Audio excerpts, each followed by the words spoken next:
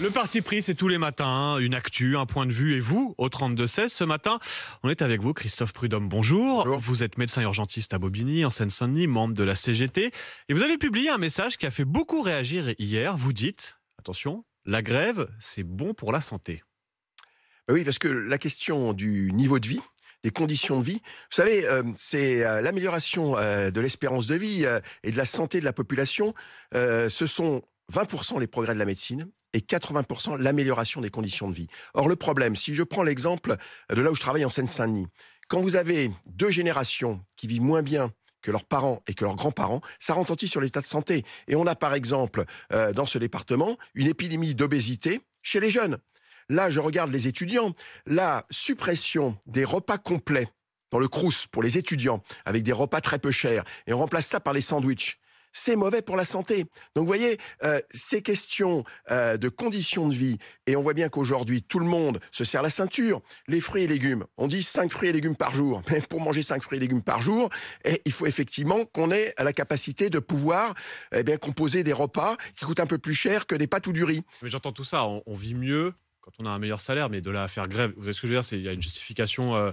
Écoutez, le problème aujourd'hui, il est clair, hein.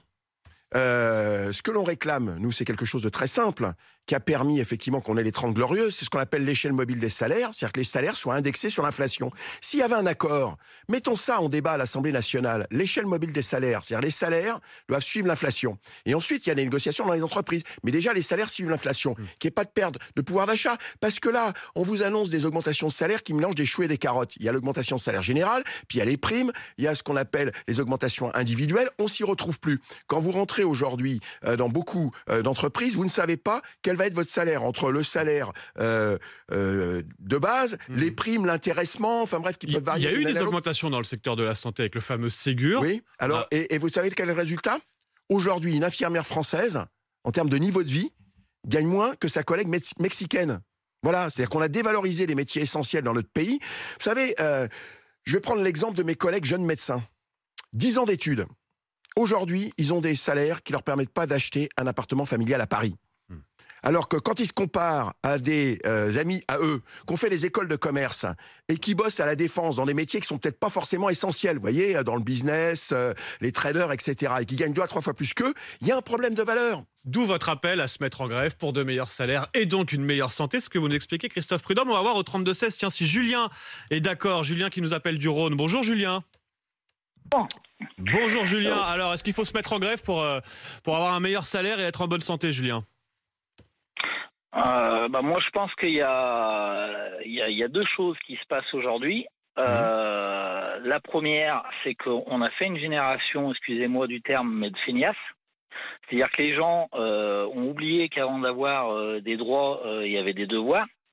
Ce qui arrange pas les entreprises, parce que quand vous avez des salariés qui pensent uniquement à rentrer chez eux le vendredi à midi, c'est compliqué de faire ce qu'il y a à faire.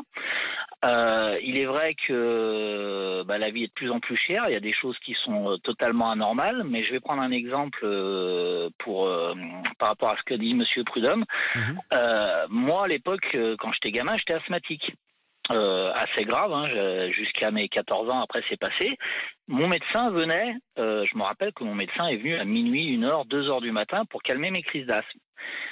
Il y a 2-3 ans, j'avais mon arrière-grand-mère qui est décédée aujourd'hui, qui est tombée chez elle, qui pissait le sang, littéralement. Ma maman m'a appelé, m'a dit « Est-ce que tu peux y aller ?» Mon frère est avec elle, il n'a pas le permis de conduire, il est un peu perdu. J'y suis allé. Un samedi, j'ai fini par l'emmener aux urgences parce que impossible d'avoir un médecin. Totalement impossible. Alors Julien, on va laisser Christophe Prudhomme justement réagir à ce que vous dites, que oui, on est peut-être des médecins plus dévoués, ce qu'il nous dit à l'époque. Pour vous, c'est peut-être symptomatique aussi. Des médecins plus dévoués, mais ça veut dire quoi? Est-ce qu'un médecin doit travailler 24 heures sur 24? Voilà, il arrive un moment donné.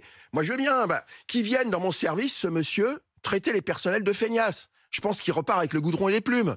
Il y a un moment donné, ça suffit, c'est caricatural. Écoutez, aujourd'hui, je pense que il y a effectivement une évolution de la société qui fait que les gens, ils veulent aussi avoir du temps de repos. Hein. Vous savez, l'infirmière, bonne nonne, et puis le médecin, moine soldat, c'est fini.